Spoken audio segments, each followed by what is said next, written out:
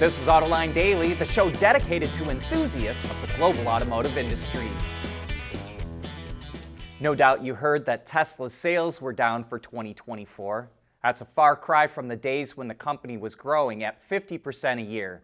Some investors took that as a sell signal, and the stock dropped by 18%. Specifically, Tesla sold 1.7 million vehicles, which was close to the year before. But sales dropped by exactly 15,783 vehicles, despite adding the Cybertruck to the lineup. We think Tesla probably sold about 15,000 to 16,000 Cybertrucks. So it's interesting to see that sales were down by almost the same number that the truck added to the total. But in China, it was a different story for Tesla, where it set a sales record. It sold over 657,000 cars there, up 8.8%, which is all the more impressive considering the brutal competition it's facing from BYD and Chinese EV startups. Even so, production at Gigafactory Shanghai was actually down because Tesla exported 3.3% fewer cars from China. That's the first time that production at its Shanghai factory has dropped. General Motors also has a mixed bag of sales results in China. It sold 673,000 vehicles there, down 23% from 2023. But its sales of EVs and plug-in hybrids shot up 56% to just under 105,000 vehicles. And by the way, that does not include Wuling's or Baozhun's EV sales. This is strictly Cadillacs, Buicks, and Chevrolets. GM says it's going to add more EVs and PHEVs to its Chinese lineup this year, and maybe that can help it turn its sales situation around. Now let's shift over to sales in the U.S. They're expected to be over 15.8 million units for all of last year, which would be the highest level since 2019. EV sales are also forecast to go up by 100,000 units to 1.3 million, which would represent about 8% of total sales in the U.S. GM will likely be the top automaker, but the Hyundai Group set its own record, selling over 1.6 million vehicles, including well over 100,000 pure electrics. President Biden is going to block U.S. steel from being acquired by Japan's Nippon Steel. Automakers and suppliers backed the $14.1 billion deal because they preferred Nippon taking over U.S. Steel instead of Cleveland-Cliffs, who was also bidding for the company, but they said it would create a monopoly and lead to higher steel prices. U.S. Steel shareholders also approved the deal with Nippon, but it faced opposition from the United Steelworkers Union. So it looks like that lobbying by workers paid off with the deal being blocked. But this now puts U.S. Steel's future up in question. After Cleveland-Cliffs lost a bid for the company, it purchased a Canadian steel producer and has since indicated it may no longer be interested in purchasing some or all of U.S. Steel. So, it could be tough for U.S. Steel to find a new buyer. Knowing that a little rain won't slow down your day, that's what really matters. Bridgestone Turanza Quiet Track tires, confident control in wet conditions. The continued evolution of the requirements for the federal EV tax credit in the U.S. has led to confusion over which vehicles actually qualify, and that list just changed again. Models that can no longer get the credit include the Rivian R1T and R1S, the Volkswagen ID.4, the Nissan Leaf, and the Chevrolet Bolt. Also, 6 out of the 7 plug-in hybrids that qualified are no longer eligible. The only one that remains is the Chrysler Pacifica PHEV. And this could be a big blow to Stellantis. Without many EVs in its lineup, the automaker has relied on the success of Jeep's 4xe models to help generate ZEV credits.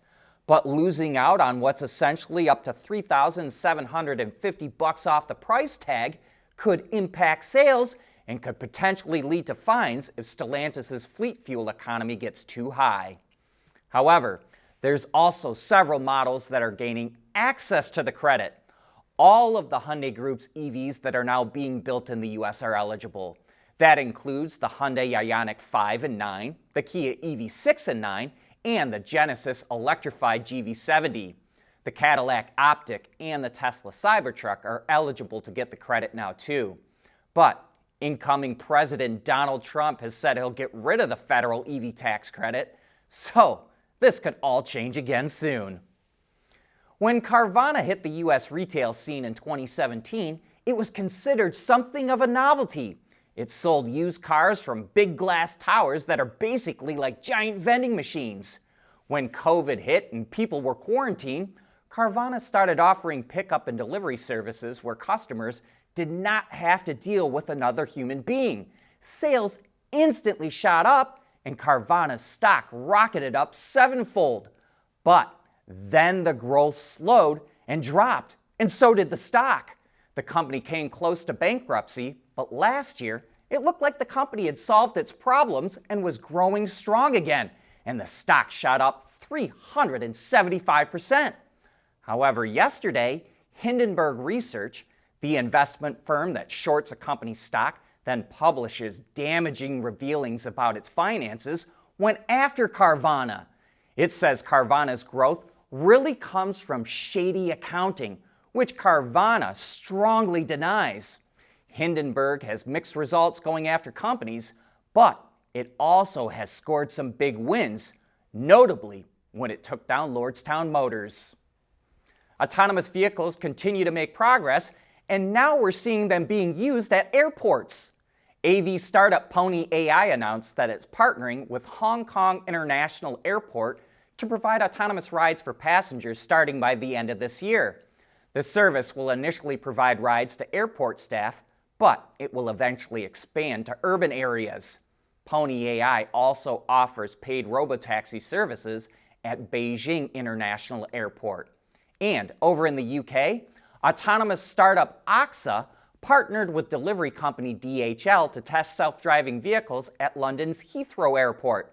To showcase the technology's capabilities, an autonomous passenger vehicle was driven in and around Heathrow Airport for 14 days, covering 1,300 kilometers or more than 800 miles.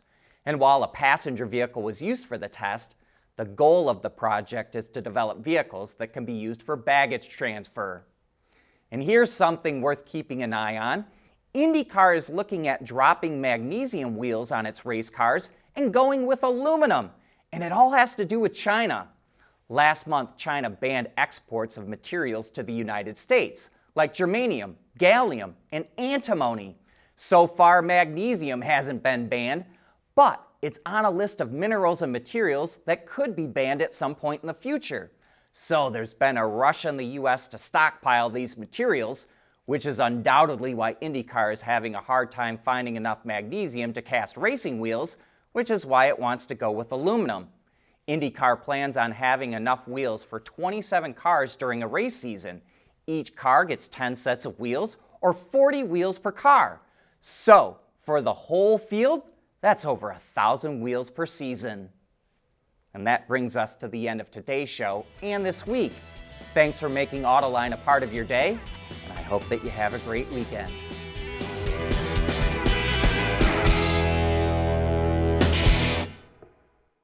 Autoline Daily is brought to you by Bridgestone, solutions for your journey. Intrepid Control Systems, over-the-air engineering boost your game. And by Teijin Automotive Technologies, the formula for better mobility. There's nothing wrong with heavy metal.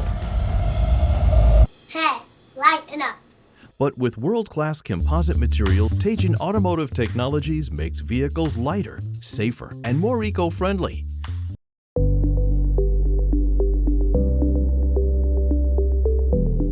Developing today's vehicles, issues can happen in an instant. What good is knowing your problems without the data to solve them? Meet Wireless Neovi Cloud, your secure off-the-shelf solution, empowering real-time collaboration for quick resolution. With Wireless Neovi Cloud, your team can prevent issues before they can escalate. Driver communication data and remote diagnostics to analyze and resolve your problems using OTA, allowing your executives oversight throughout the process. Wireless Nearby Cloud, your vehicle update solution in production and on the road. Intrepid Control Systems, driven by your data.